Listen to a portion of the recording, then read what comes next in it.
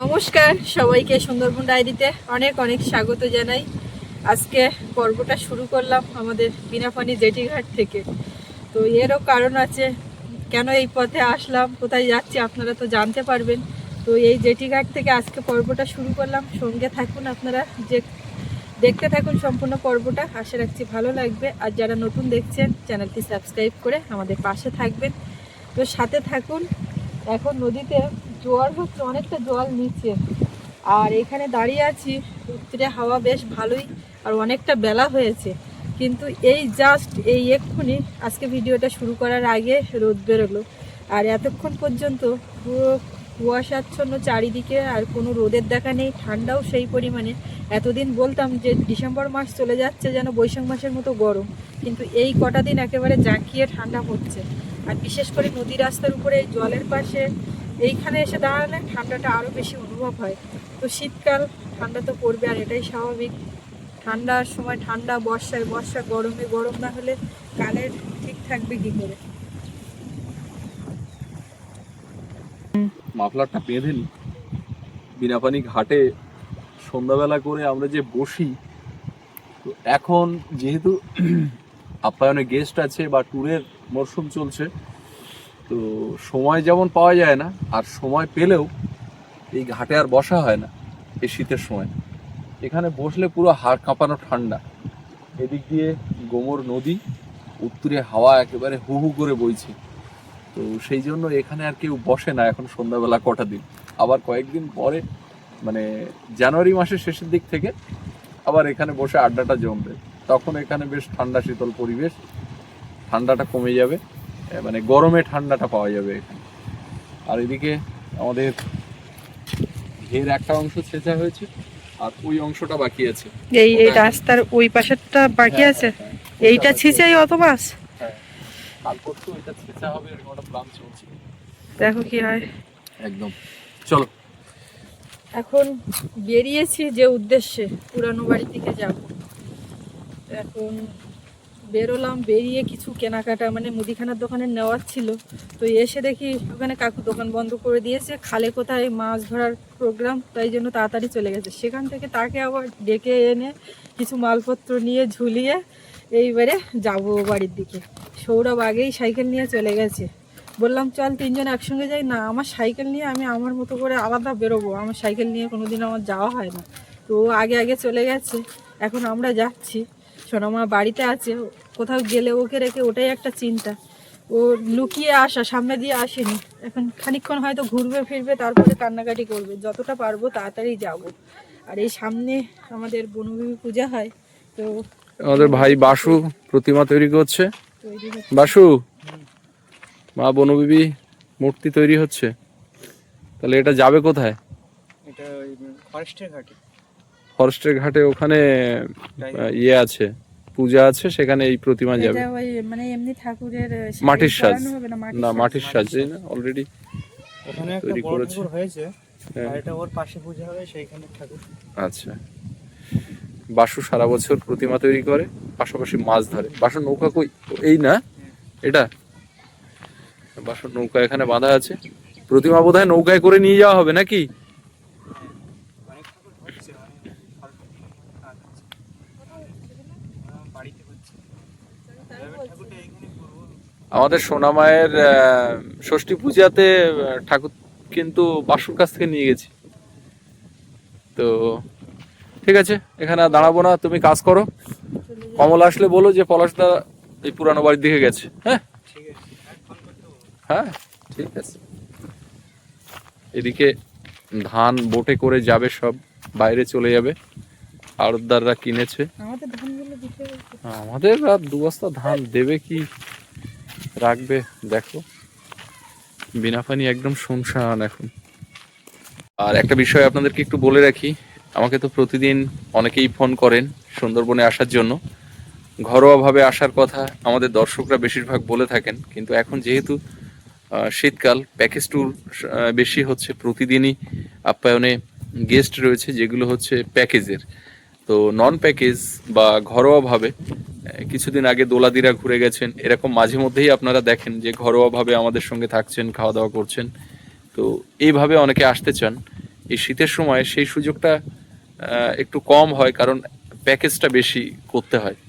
তো আমাদের টানা প্যাকেজ চলছে, আর এর মাঝখানে 6, 7, 8 ফাঁকা ছিল, কিন্তু 6, 7, 8-এ আমাদের সব রুমেই বুকিং রয়েছে। তারা হচ্ছে নন প্যাকেজে, ঘরোয়াভাবে তারা থাকবেন। তো সেটা তো হয়ে গেছে, এই গ্যাপটা ছিল। আর একটা গ্যাপ আছে 13, 14, 13, 14, 15। তো এই 13, 14, 15-তে ঘরোয়াভাবে যারা আসতে চান তারা আজকে ভিডিও দেখে যোগাযোগ করতে পারেন। আজকালের মধ্যে 13, 14-তে আসার জন্য আপনারা বুকিং করতে পারেন ঘরোয়াভাবে ঘোরার ক্ষেত্রে। অলরেডি আমরা কয়েকটা বুকিং নিয়েছি 13, 14-তে। তো আপনারা যারা ঘরোয়াভাবে আসবেন জানুয়ারি 13, 14, 15 যোগাযোগ করুন। তো আমরা আর এখানে দেরি করব না, ও বাড়ির দিকে যাব। চলো সুস্মিতা, বাজার করে এখানে ঝোলানো আছে, না এটা ধরো। অনেক কিছুই আছে। তোমার তো খাবার নিয়ে যেতে বলি, তুমি তো পাও না, তো আমি একটা করে নিলাম।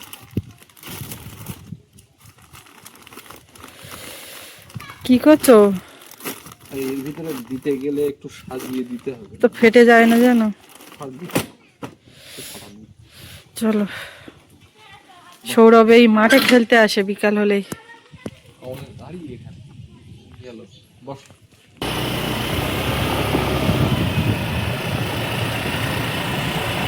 এই গাছগুলো খুব সুন্দর হয়েছে। লাগানো 2 বছর আগে লাগানো, 15ই আগস্টে বৃক্ষরোপণ কর্মসূচি করেছিল।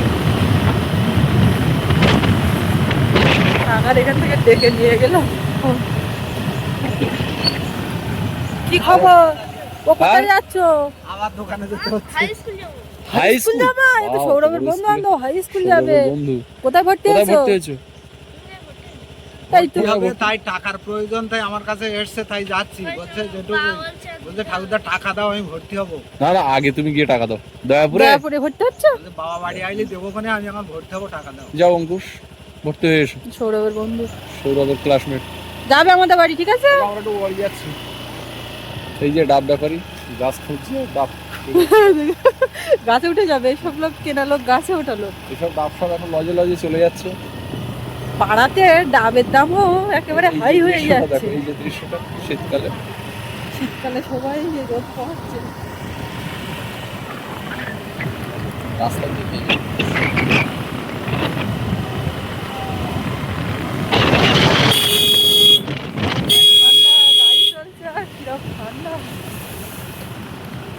বাবু ঠান্ডা লাগছে। হেঁটে গেলে এখান থেকে নেমে গেলে যাওয়া যেত।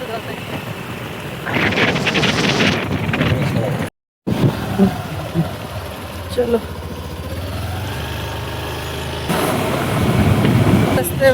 চলো।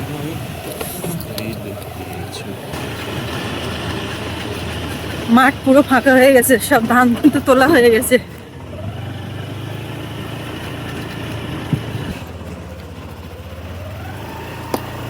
মাঠের দিকেও তাই একই অবস্থা।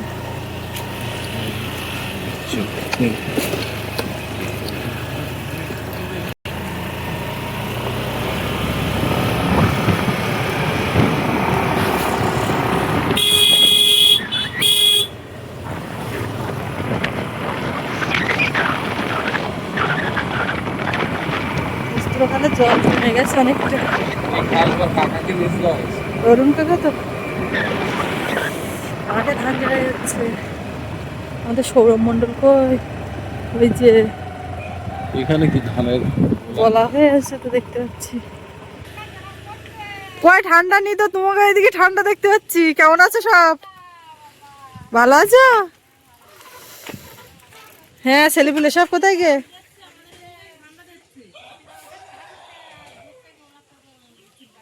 ও যাই দেখি, বাড়ির দেখি ধান কি ঝাড়া হয়ে গে তোমাকে?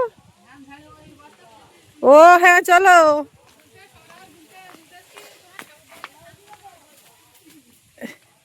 কি গো তাড়াতাড়ি কি?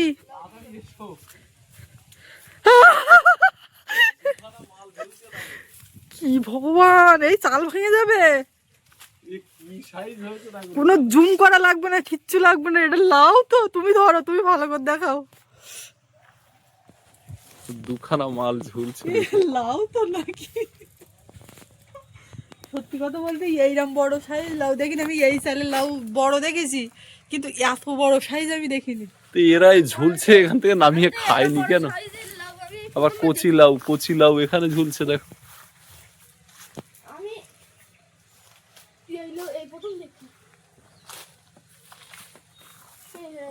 লাউ দেখে চোখ দাঁড়িয়ে গেলে হবে না, অন্য কিছু এবারে দেখো। না না, সে দেখছি, এদিকে কলার কাঁদি দেখো, এই সাইজেই বড় বড়। এই যে কলার কাঁদি একটা বড় হয়ে গেছে, তার মোচাই ছোট্ট।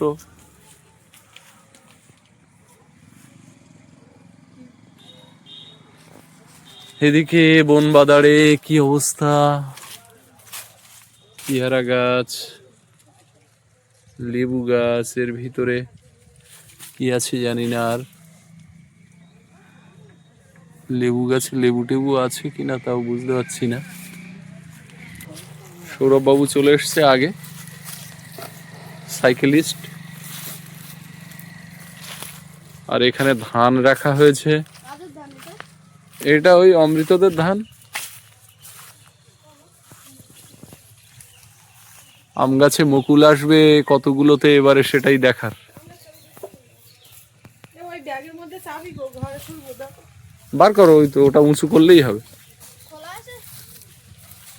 ধান ঝাড়াই করে ধানের গোলা একেবারে এইখানে। এবার ব্যাপারী এসে এবার এখান থেকে নিয়ে যাবে। এই তোমার জন্য তো কিনিনি। চাবি বার। আমি একটা হাত ধরতে কাজকে নিয়ে এসছি। ভালো করেছো। চাবি বাবা, দেবো? এগুলো কি নিয়েছো? খাবার, তুমি তো বলি একটু খাবার টাবার নেওয়া, তুমি বলো কি আচ্ছা, নেবো, আচ্ছা। বুঝতে পারিনি। তা আমি তো বললাম বলেই নিলাম।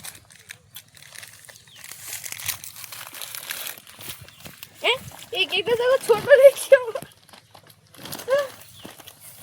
কেমন বাবু? আমি আর খাবো না, ঠাকুর ঘরে যাবো, আমি চান টান করে এসছি ঠান্ডার মাস। না, আমি ভাত খেয়েছি, তুমি খাও। লাউ শুধু এখানে না, চালেও বড় লাউ দেখতে পাচ্ছি। কিন্তু এই লাউ একটা পাঠিয়ে দানা করার দরকার। ওরা বলছিল একটা পাঠিয়ে দরকার, বড় লাউয়ের দানা ভালো গাছ। এদিকে ধান কাটা হয়ে গেছে, খুব কষ্ট করেই এই ধানগুলো কাটা হয়েছে, মাঠে জল কাদা। এবারে এখানে চাষবাস হবে। কটা গাছ কাটতে হবে, নতুন বাড়িতে একটা ঘর করতে হবে আপাতত পিলার দিয়ে। কি গো? জিনিসপত্র কিছু লাগবে, তাই এইটা সৌরভের লাগবে। সৌরভের স্কুল খুলে যাচ্ছে। Panther kettle? পান্তার গাড়লি দেবো মাঝে মধ্যে, পান্তা কি আছে। আর এইটা কেক বানানোর জন্য সেটা।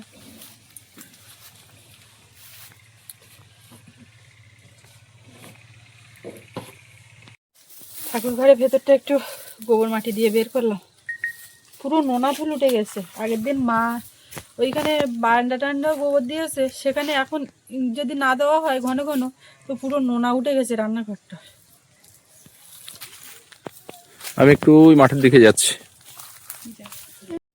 নতুন বাড়িতে কিছু পিলার আপ্যায়ন থেকে নিয়ে যাব, ওখানে একটা ঘর করতে হবে। ঘর বাঁধার আগে ওখানে একটা গোডাউন ঘর করতে হবে, যেখানে মালপত্র, সিমেন্ট বা অন্যান্য মিস্ত্রিদের সরঞ্জাম, ওখানে একটা মিটার বসাতে হবে, ওখানে থাকতে হবে, পাহারা দেওয়ার ব্যাপার আছে। তো সেই জন্য এখান থেকে কিছু গাছ কেটে নেব। এখন একটা দিন দেখে এখান থেকে গাছ কেটে একদম চেরাই করে মিল থেকে সোজা ওখানে নিয়ে যাব। তো এই ট্যুরের যে চাপটা রয়েছে, জানুয়ারি মাসটা ভোরই মোটামুটি এই ট্যুরের চাপটা থাকবে। তো তার মধ্যে একটা গ্যাপ দেখে এইগুলো করতে হবে। পুকুরের জল অনেকটাই কমে গেছে। কমল বলছিল একটা দিন যাই চল, তা সে ও সময় পাচ্ছে না আর আমরাও সময় পাচ্ছি না। বলছে বন্ধু বান্ধব সবাই মিলে গিয়ে পুকুরে একদম জাল টাল পেতে হুড়িয়ে কিছু একটা করে আসবো। তো সেটাও দেখা যাক, গাছ কাটার দিনেই হয়তো এরকম একটা প্ল্যান করতে হবে। আর এই গাছগুলো এমনই যে কাটলে আবার গোড়া থেকে গাছ ওঠে। এই যেসব গাছগুলো বড় বড় দেখা যাচ্ছে এগুলো কিন্তু সব একবার করে কাটা হয়েছে, আবার তার নতুন গাছ গোড়া থেকে উঠে আবার এরকম গুঁড়ি হয়ে গেছে। লাস্ট যখন এই বাড়িতে আসি তখন এই মাঠে ধান ছিল, ধান কাটা চলছিল। হ্যাঁ, আর এখন পুরো মাঠ ধান কাটা হয়ে গেছে। মাঠের মাঝে মাঝে কোথাও ধান ঢিবি করা, সেখানে ঝাড়াই হচ্ছে, মাড়াই হচ্ছে, আর ওখান থেকে ধান বিক্রি হয়ে যাচ্ছে। বিভিন্ন ধান ব্যবসায়ীরা তারা এখান থেকে ধান তুলে নিয়ে গাড়িতে করে নিয়ে যাচ্ছে, নিয়ে বোটে করে হাড়োয়া, বসিরহাট এই সমস্ত জায়গাতে পাইকারি বিক্রি করে। ওখান থেকে আড়তে চলে যায়, তারপরে ওখান থেকে সেই ধান চাল হয়ে আবার ফিরে আসে শহরে, শহরতলিতে। এটাই হচ্ছে এর একটা সিস্টেম। কমল ফোন করেছে। হাঁটতে হাঁটতে চলে এসেছি কস্তুরো খালের পাশে। আমাদের কালী পূজা কমিটির পক্ষ থেকে যে খালটা প্রত্যেক বছর লিজ দেওয়া হয় মায়ের পূজা উপলক্ষে অর্থ সংগ্রহের জন্য, তো সেই খালের পাশে চলে এসেছি। কস্তুরো খাল আপনাদেরকে এর আগে দেখিয়েছি। আবির খাল, আবির খাল আপনারা অনেকেই দেখতে চান আবির খালের এখন কি অবস্থা। তো আবির খাল তো আপনাদেরকে দেখাই, আপনাদের এখন দেখাবো কস্তুরো খাল, যে খাল আপনাদের অনেক আগে কয়েকবার দেখিয়েছি। আর এবছর এই খাল আমাদের অরুণ কাকাকে লিজ দেওয়া হয়েছে, তো তিনি এখন এই খালে মাছ টাছ ধরবেন এবছর। তো চেষ্টা করব সেই দৃশ্যও আপনাদেরকে দেখানোর। তো খালটা দেখুন, কস্তুরো খাল এই যে বয়ে যাচ্ছে, শান্ত স্থির জল। আর এই খালটা এককালে নদীর সঙ্গে সংযুক্ত ছিল। এখন আমাদের এই দ্বীপে এরকম অনেক খালই রয়েছে যে খালগুলো একটা সময় সুন্দরবনের যে নদী খাঁড়িগুলো রয়েছে তার সঙ্গে সংযুক্ত ছিল। কালের নিয়মে সেই খালগুলো এখন মিষ্টি জলের খালে পরিণত হয়েছে। আর এই সমস্ত খালগুলো আমাদের এই অঞ্চলের মানুষের জনজীবনে একটা বিরাট প্রভাব ফেলে। এই খালের জলে প্রত্যেক বছর গরমের ধান চাষ হয়, বিভিন্ন গরমের যে শাকসবজি সেগুলো চাষ হয়। তো এই খাল লিজ দেওয়া হলেও শুধুমাত্র মাছ ধরার জন্য তাকে লিজ দেওয়া হয়, চাষিদেরকে কিন্তু কোনো ব্যাঘাত করা হয় না। চাষিরা তাদের প্রয়োজনে এই জল নিয়ে, খাল আস্তে আস্তে শুকিয়ে যাবে, খালের মাছ যিনি লিজ নেবেন খাল তিনি মাছগুলো ধরবেন, এই মর্মেই লিজ দেওয়া হয়। তো এই হচ্ছে খাল, দুপাশে ধান কাটা হয়ে গেছে। এখন এখান থেকে কয়েকদিনের মধ্যেই দেখা যাবে এর দুপাশে সব পাওয়ার টিলার দিয়ে চাষ করে জমি তৈরি হবে এবং এখানে গরমের ধান চাষ হবে। আস্তে আস্তে এই খালের জল শুকনো হয়ে যাবে। খাল শুকনো অবস্থায়ও দেখিয়েছি এই খাল। আর এই খাল কস্তুরো খাল, তার কারণ হচ্ছে এই নামকরণের পেছনে একটা কারণ আছে। নদীতে নোনা এলাকাতে দেখবেন কোনো ব্রিজ বা কোনো জাহাজের তলদেশ, বোটের তলদেশ, সেখানে ওই নোনা জল লেগে লেগে এক ধরনের মানে ওটাকে কি বলা যায়, ধারালো কিছু তৈরি হয়, কিছুটা ওই হাড়ের মতো। তো সেগুলো খুব ধারালো, হাত পা কেটে যাওয়ার ভয় থাকে। তো আমরা এইগুলোকে বলি কস্তুরো। আর এই খালে ওই কস্তুরোর আধিক্য থাকার কারণে এই খালটার নাম হয়েছে কস্তুরো খাল। তো যাই হোক, খালের পাশ দিয়ে এখন বাড়ি থেকে যাব। মাঠ পেরিয়ে চলে এসছি, এই যে মাঠ আট দিয়ে কমলের সাথে কথা বলতে বলতে চলে এসছি। কমল কিন্তু এখনো লাইনে রয়েছে, ও শুনছে আমি কি বলছি। তো যাই হোক, এখান থেকে সোজা যাব আবার বাড়ির দিকে। সুস্মিতা এখন ঠাকুর পূজা দিচ্ছে, এখানে পূজা দেওয়া হয়ে গেলে এখান থেকে ফিরব। খালের পাশে দেখতে পাচ্ছি আলু চাষ করা হয়েছে, এই দেখুন ছোট্ট একটা জায়গা ঘিরে। আর এই খাল মাঝে মধ্যে কাটানো হয়, খাল কাটানো হয়েছিল, সেই মাটি কিন্তু দুপাশেই ঢিবি করা। অনেকে আবার এই মাটি গাড়িতে করে তাদের নিজেদের প্রয়োজনে নিয়ে গেছে। আর জমির যারা মালিক তারাও মাটিটা দিয়ে নিজেদের জায়গাগুলো চাষের উপযোগী রেখেছে। এই দেখুন তার নিদর্শন, এই জায়গাটা কিন্তু মাটি নেই। সাইকেলে কি হয়েছে? তুমি উঁচু হয়ে গেছো ওই জন্য? তো তুমি এক কাজ করো, তুমি সাইকেলে যাবে যখন, তুমি চলো। বনু কি করছে ওদিকে, ঠাম্মা তুমি চলে যাও, আমরা যাচ্ছি, পূজা দেওয়া হয়ে গেছে, আমরা আর দেরি করবো না। তুমি চলো, আগে আগে বেরিয়ে যাও। ও ঠাকুর পূজা দেওয়া হয়ে গেছে, এবার তো চলে যাব। তো তার আগে প্রথমে বলছিলাম একটা কেটে দেবো আর একটা রাখবো, এখন ভাবছি দুটোই কেটে দিই, কেননা চালের উপরেও একটা দেখলাম বড় হয়েছে, ওইটা রেখে দিলে হবে কোনে, ওটাও নিশ্চয়ই এরকম বড় রাখো, হবে। লাউ সব জায়গায়, নতুন বাড়িতেও না, লাউ একটা হয়েছে, কমল ভালো বললো। জাতের লাউয়ের দানা নিয়ে আবার চাষ করা, সেই ঠিক জন্য। আছে ঠিক আছে। তা এইটা যা ভার হচ্ছে এখান থেকে না ভেঙে যায়। এটা কি এখানে বাসন একটা? তো ওই টিফিন বক্স থাকে ছিল, তার নিচেরটা তা ফেটে গেছে, তাই এই যে ঠিক আছে, তোমার পায়ে পড়বে কিন্তু। ধরলে তো ভালো হয়।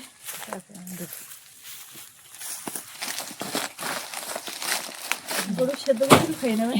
পুরে বাবা, তুমি তাই এই 10 কেজির উপরে ভার, দুটোর থেকে 20 কেজি ভার হবে।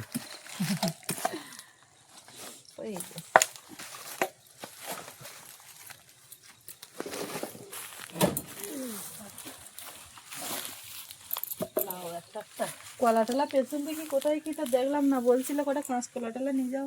ও আর এখন কাটার সময় নেই, সাবধানে যাবে, ওই বাঁকেটাকে দেখে, বাঁ সাইড চেপে। এদিকে কলার কাঁদি, এই একটা কাঁচকলা, এখানে একটা কাঁচকলা দেখা যাচ্ছে পাতার আড়ালে, গাছে তো ডুমুর হয়েই আছে।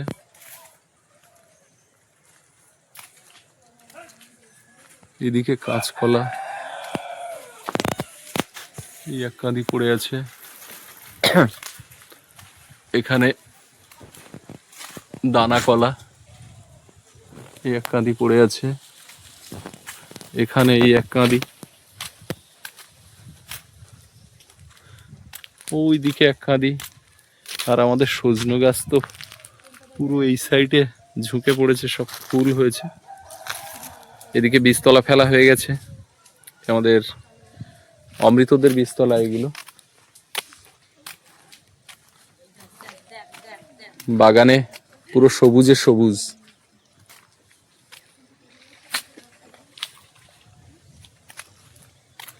আর এদিকে ছাদ ঢালাই হয়ে গেছে। উপরে কি ঘর হবে এবছর? ওই গার্ড ওয়াল, মানে কিছুটা করে ওয়াল তুলে রাখা হচ্ছে নাকি? ও সিঁড়ি ঘরের গাঁথনি হচ্ছে, আচ্ছা আচ্ছা। আর এইদিকে এতটা করে রড বের করা কেন? পরবর্তীতে ঘর বাড়বে নাকি? আগে একটা ছিল, কাটা হয়েছে, তার থেকে কিছুটা নিয়ে যাচ্ছে আর কিছুটা এখন দিয়ে দেবো। ওই তো নিয়ে তাতে নিয়ে